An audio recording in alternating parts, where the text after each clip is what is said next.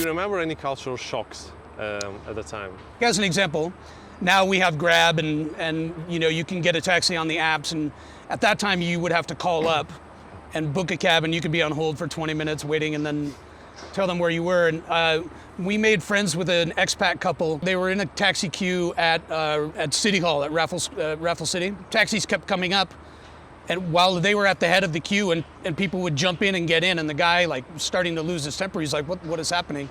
And finally he like smacked the back of one of the taxis, and he's like, we have been waiting here. And of course all of those people had called, so he didn't know that was a thing. It's a little bit of a shock to get a helper when you come from, as an American. I know other Western countries it's quite normal to have people that work in the home, but in the US it's extremely unusual. So that took some getting used to. At the time we also had a car, so there was some of the driving culture is different. And not just driving on the left-hand side of the street, but let's just say if you live in Singapore, the amount of money you spend on your car is pretty highly correlated to how impolite you might be behind the wheel. So I would have my frustrations with that from time to time. But when I came here working for HP, while there were definitely local differences between HP US and HP Singapore, by and large, the company culture was quite similar regardless. Little differences, like as an example, I worked in Boise, Idaho, so it was quite extreme. Like if you wanted to leave early, you would just go, I'm leaving early, I'll make it up for you and make it up tomorrow. Here, a very pronounced deference to people who are senior to you in an organization. So when my ex and I lived here the first time, she had a boss who would stay working until 10 p.m. and the people who worked in his team, nobody would leave until he left. So they basically, for no reason other than they didn't want to upset the boss, people stayed an additional 4 to 5 hours every day out of deference. That would not happen in the US. Are there any habits that you adopted living in Singapore for so many years? I guess I don't spit on the sidewalk very much. Recently, you know what chope means, but people watching might not. It's reserving a table by putting something on the table so that while you go get food, somebody doesn't steal the seat that's open. I was at a place in Chinatown near my office, and we had choped a table, and a tourist family that had just gotten their food in front of us came and just took over the table. I wasn't very proud of my reaction. I adjusted and we found another table, but my immediate reaction was like, I got a little flash of anger about it. Another thing that you're meant to do here is stand on the left side of an escalator and walk on the right side. And it makes me insane when people don't do that. Can you recall any crazy or funny stories that happened with you in Singapore? Pre-COVID, a friend of mine does a pub trivia quiz, and he basically started a company and does a quiz at different bars all over the island. So Monday is at Molly's and Tuesday is at Penny's and whatever. There used to be a place where we did it in Little India, and if you've ever been to Little India, you know that streets are very narrow. There are always pedestrians in the street, so people drive very slowly.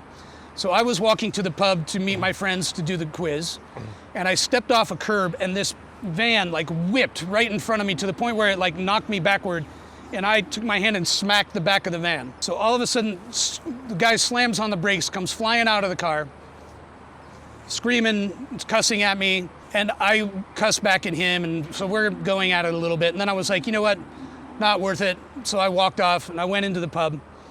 20 minutes later, I see the driver looking in the window of the pub like this, and I'm like, oh, here we go. And then he comes in and he's talking to the bartenders, and he's doing stuff on his phone and talking to the bartenders, doing stuff on his phone. Then he sits at a table 3 tables away. He comes and sits at a table right next to our table, and he's just staring me down. And I'm like, this is ridiculous. So the quiz starts. We do the first round. All of a sudden, the police come into the bar. Ooh. And they say to me, well, we're going to have to ask you to stand outside. We're going to have some questions for you. And they said, the gentleman says that you hit his car with a beer bottle and then you kicked it with your feet. And I went, I'm wearing these on my feet. I didn't kick a car. I didn't have a beer bottle. I smacked it with my open hand. Well, the driver says that you damaged his vehicle. Would you be willing to pay for the damage? I was like, absolutely effing not. It was the officers that respond are the conscripted ones, the national service kids, so they don't know what they're doing really. They're just the first point of contact. So they have to call in a senior officer who has to come. And this is the interesting part. So the driver of the van is giving his story, and he's giving them video of how his van has been damaged. So he's trying to blame past damage on me, which apparently I did with my open hand and my bare foot. When the senior officer comes, so you think of Singapore as like this technologically advanced, super hyper efficient place. The senior officer comes and she pulls out a pad of paper. She takes out a pad of paper and she would ask a question. She'd say, can you tell me what happened? And then she would write, can you tell me what happened, by hand. And then I would answer the question, and then she would by hand write out my answer to the question. To me, this is unbelievable. Like, you're here. And everything was written by hand, and then they had to go back to the station and transcribe everything. They took all of my details, and you know, I'm living here by the generosity of the Singaporean government allowing me to work here. So I'm thinking in my head, oh, I'm gonna get kicked out of the country, they're gonna take my pass, whatever. So I'm kind of freaking out, and then of course, I just never hear anything about it ever again. So I try to be a little bit more measured in my response to getting almost run over, but sometimes I get a little annoyed as well. Hey guys, if you enjoyed this interview so far, just press the like button and subscribe to this channel. I have a lot of topics about life in Singapore and Malaysia. Enjoy! Did you feel any prejudice against you from locals, or it was quite easy and smooth for you to integrate in the society from the beginning? I feel like Angmo are given, it's like white privilege in the United States, silly things. Like when I had a car, if I was driving to a friend's condo and you have to stop at the guard gate, they see a Caucasian family and they just let you in and they don't worry about it. Whereas you get a little bit harder time, I think, if you're local and they don't recognize you. I have gotten from time to time, if I have an argument with a local, I do get the go back to your country thing from time to time, but it's very, very rare and it's mostly my fault. What's the most similar city in the US, the most similar to Singapore? San Francisco, maybe? If you widen it to North America, I would say it's most like, there are 4 cities, San Francisco and Vancouver, which are quite similar, and Toronto and Chicago, which are quite similar in some ways. The difference now is, in California, the homelessness problem is ridiculous. So that's something that we don't deal with here in Singapore at all. It just in terms of like San Francisco, because if you're in the city itself, it's the same kind of density and it's the same kind of, affluent people up against people who can barely afford to live where they live. And so in that way, it's somewhat similar. They've got waterfront, we've got waterfront. I would say the energy is quite different between Singapore and North American cities generally.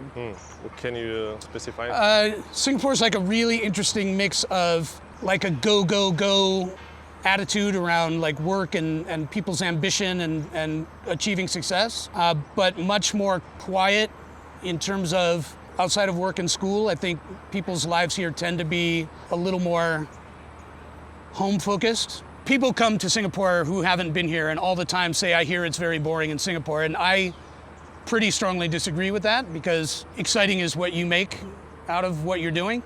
And I think there's plenty to do here. And you can always find pretty much anything, apart from, drugs. For the drugs, you can go a bit up north. That's right. Take a flight. Yes, you can. It's there. You don't have to go very far. I know that Singapore has the reputation for it's not really a nightlife city by and large, but I think Singapore is as fun as anywhere. No, I agree. I think you can find a lot of fun in Singapore. Yeah. And if you want more fun, you're free to go. You're right. Yeah. Then you're $200 round trip away. Exactly. Yeah.